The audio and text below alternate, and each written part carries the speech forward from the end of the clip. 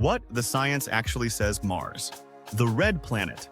For decades, it's captured our imagination as a second home, a bold frontier, a place where humanity might plant its flag beyond Earth. From science fiction novels to real-life billion-dollar missions, the idea of transforming Mars into a habitable world, a process known as terraforming, has moved from fantasy to serious scientific discussion. But what does the science actually say? Is it really possible to turn this cold, airless desert into a second Earth? Could humans one day walk outside on Mars without a spacesuit, breathe its air, feel warmth from the sun, and live among alien landscapes reimagined as home? To answer this, we need to first understand what Mars is today, and how brutally hostile it is to life as we know it. Mars has a thin atmosphere composed mostly of carbon dioxide. The pressure is less than 1% of Earth's, meaning you couldn't survive more than a few seconds on the surface without protection. Temperatures can plunge to minus 125 degrees Celsius at night.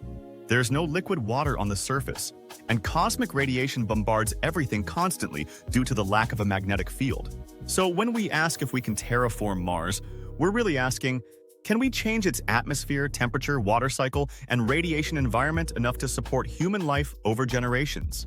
It's a colossal challenge. But let's break it down. The first step most scientists agree on is thickening the atmosphere. A thicker atmosphere would increase surface pressure and help retain heat, essentially warming up the planet.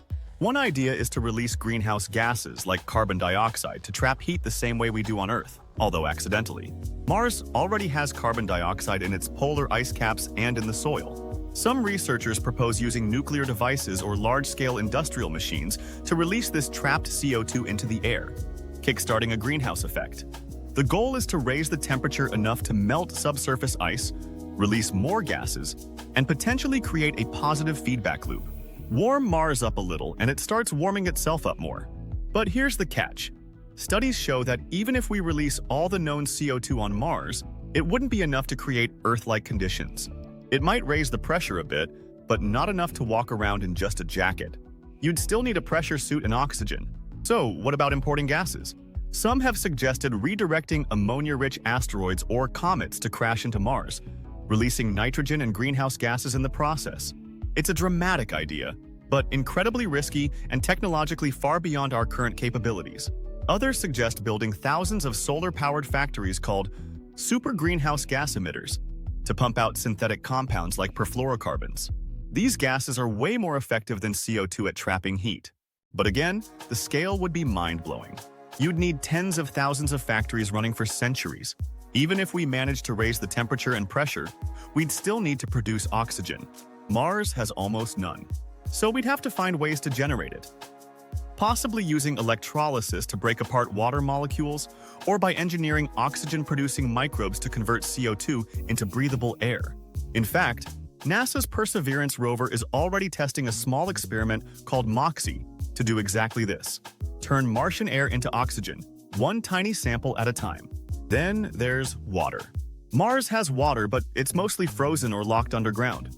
Some scientists believe that if we heat the planet enough, we could trigger the melting of this ice, forming rivers, lakes, and perhaps even shallow seas. But without a strong atmosphere, that water might just evaporate or freeze again. Mars doesn't have a global magnetic field to protect it from solar winds, which strip away atmosphere over time. That's how Mars lost much of its air billions of years ago. So even if we managed to create an atmosphere, we'd need to find a way to maintain it, or it will slowly leak into space again. This is where some truly radical ideas come in. One involves building an artificial magnetic shield at Mars's L1 Lagrange point, essentially placing a giant electromagnetic deflector in space to block solar wind. It's theoretically possible, and it might allow the planet to slowly regrow its atmosphere over thousands of years. But again, the scale is enormous. We're talking about planetary engineering on a scale humanity has never attempted.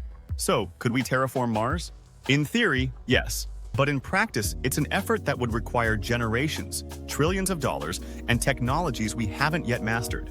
Most scientists agree that full-scale terraforming is centuries away, if it's possible at all. But there's a middle ground.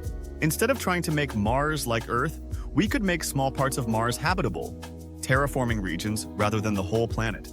This approach is sometimes called para-terraforming. It might involve building massive domes over valleys or craters and creating contained environments where humans could live. These domes would maintain air pressure, temperature, and even artificial weather. In fact, Mars's lower gravity would make large-scale structures more feasible than on Earth. We could also build underground habitats, protected from radiation and temperature swings. Over time, these settlements could grow, possibly merging into larger semi-terraforming projects. Instead of changing Mars, we adapt to Mars, while gradually reshaping it bit by bit. Some scientists are also exploring biological solutions. Could we genetically engineer plants or microbes to survive Mars's harsh environment?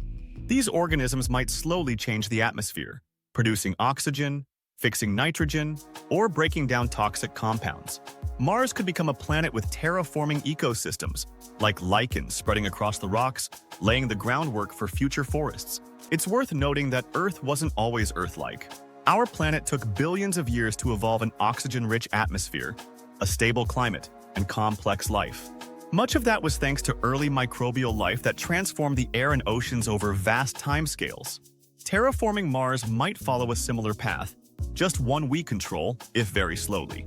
But terraforming Mars also comes with deep ethical questions. Do we have the right to transform another planet? What if native microbial life already exists beneath the Martian surface? Would terraforming destroy it before we even know it's there?